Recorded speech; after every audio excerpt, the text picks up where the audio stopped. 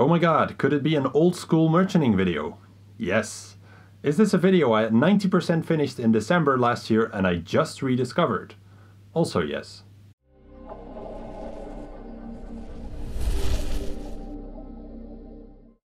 Hey guys, it's Divine for Merch.com. In December last year, ModMadK did an awesome data stream about old school RuneScape. In it, he revealed some really interesting insights in the economy and basically indirectly showed us how much of many items there are in-game. I thought I'd make a video about it then, but I somehow completely forgot about it while it was 90% completed. Some of you have asked me to make more old school videos, and while I'd like to because I really like where the game is going, there need to be good reasons to do so. I found this a very interesting opportunity where I felt like I could give some more insights and add value. So ModMadK showed several interesting graphs about the amount of clues completed and bosses killed per day over Q4 2016, and in some cases even 2016 as a whole. It's a pity that I'm now releasing this 4 months later, but I'll just use the numbers from December 2016. Of course, it's no rocket science to take these numbers and divide them by the drop rate of a certain item to find out how much of the item entered the game within that time frame.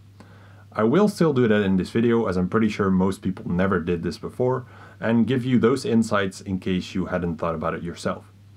But I'll also talk about something I'd like to call the tipping point to add a little bit more to the video. So let's start with the amount of clue rewards that entered the game and after that drops from boss kills. I'll only focus on the most interesting clue rewards, as there are far too many items in total. There's really no point in calculating all of that if the items themselves are only worth so many Ks or so. So I think those interesting items are the Ranger Boots, 3rd Age armor and weapons, and their prices seem to agree, so I'll just stick with those for this video, but using the same method you could calculate it for any item you're interested in.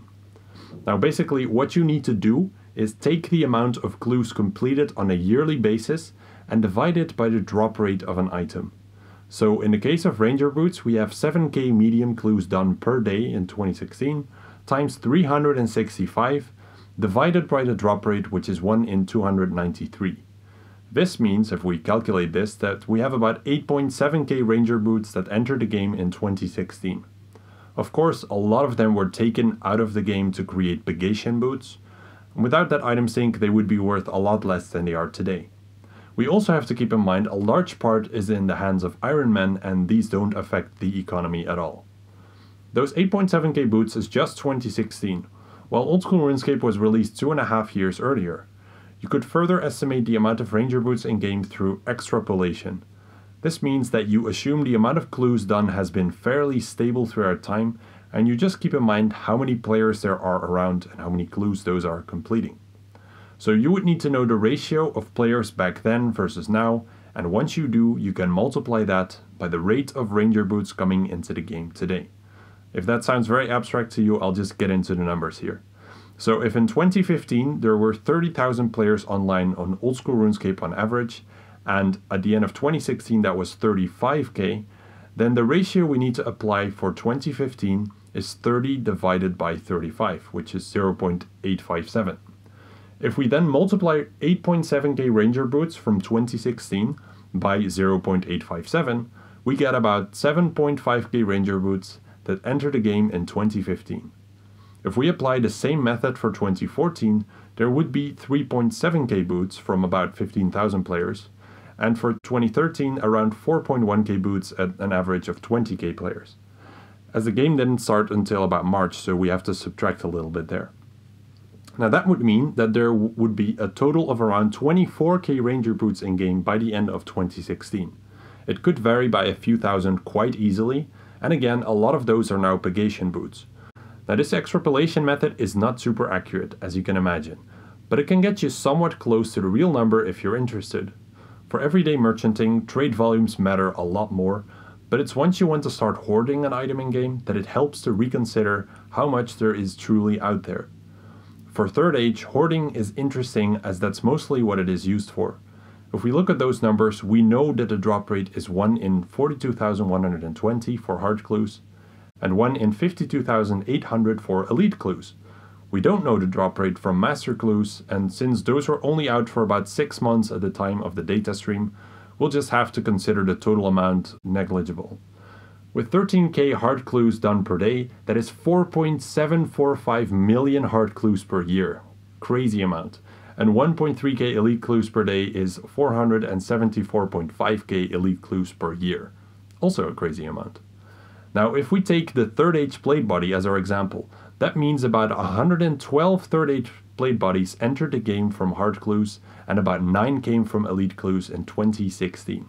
If we extrapolate this one, which is probably quite skewed due to elite clues being released a year later, we get a total of 97 third age blades in 2015, 48 blades in 2014, and 52 in 2013, which all adds up to around 309 third age blade bodies, of which we know 34 are in the hands of Iron Man accounts, according to this image by Modlotti. Again, far from perfect, but it gives you somewhat of an idea, and I figured a lot of you may be curious about it. The third age won then, with 474.5k elite clues per year, that is 9 third age ones in 2016, 7 in 2015, and 2 in 2014, due to the release being in June. By those calculations, there were only about 18 third age ones in game by the end of 2016. Of course, this can quite easily be off by a fair bit, but still it's a pretty low amount. We also know that 3 of those are owned by Iron Man, by the way, and perhaps we're missing a few from Master Clues, but again, we can't really determine that. Moving on to bosses. We'll look into a few items again, as the total amount is far too large of all the boss drops that are out there. So we'll start with the God Wars bosses. This image was posted on Twitter by Modlotti again, who gathered all of the data. If we look at Kree-Ara for the AGS, for example, which is an iconic item, we can subtract the Iron Man kills to get the tradable ones. That leaves us with 1.8 million-ish kills in 2016. The drop rate of a hilt is 1 in 508, and we can assume that nearly all of them became God Swords, as there is no shortage of blades out there. That means a total of 3,676 AGSs entered the economy in 2016. If we do this for the Armadillo crossbow, we get 8.1k bows. If we do it for the Staff of the Dead, we get 5.4k staves. For an item like Bando's Tessets, it's a bit more complex because we have to keep in mind that the generals can drop them as well.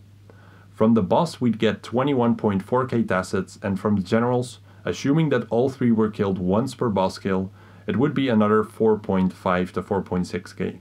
So a total of about 26k Tessets entered the game in 2016 in the best case, which is quite a high number if you think about it. Then I'm sure some of you are interested in Elysian Spirit Shields. Of course, those have dropped a lot ever since this stream was released, from around 700 mil to just around 300 mil right now, but still it's a very iconic item. The sigils have a drop rate of 1 in 4,095, and conveniently, about 2050 appear to be killed each day, which means we get 1 Elysian per 2 days on average, or about 183 in 2016, about 156 in 2015, and maybe another 20 to 30 at the end of 2014, for a total of around 365 Elysians by the end of 2016. Now, you can do this same exercise for all of the items I listed and more. Instead of speculating based on daily volumes, you suddenly have a near accurate amount of the item in game, which is pretty interesting to know. Now, you can do a lot more with that information, like determining the tipping point I referred to at the start of the video. What I mean by this is the point when the supply of an item in game is larger than the demand, which inevitably causes a large drop in price. You can't really calculate any tipping point for third age items. It's just too complex to determine how much wealth merchants are willing to allocate to these kinds of investments, but it does apply to most weapons and armor. Let's take our trusty AGS as an example here. We know about 3,676 AGSs entered the game in 2016. With extrapolation, this would be 3.1k in 2015, 1.6k in 2014, and about 300 in 2013 due to the release being half a year later. This adds up to a total of 8,692 AGSs in game. Of course, it's extremely likely people killed Kree-Ara much more early on, also as there weren't as many alternative bosses, but this is the best we can do at this point. So, if we have 8.7k AGSs, we can ask ourselves a question: how many people can wield one? About 242.7k people at the end of 2016. Of course, we also have to think about how many people can afford an AGS and also want to own one. We also have to keep in mind that flippers hold part of the stock.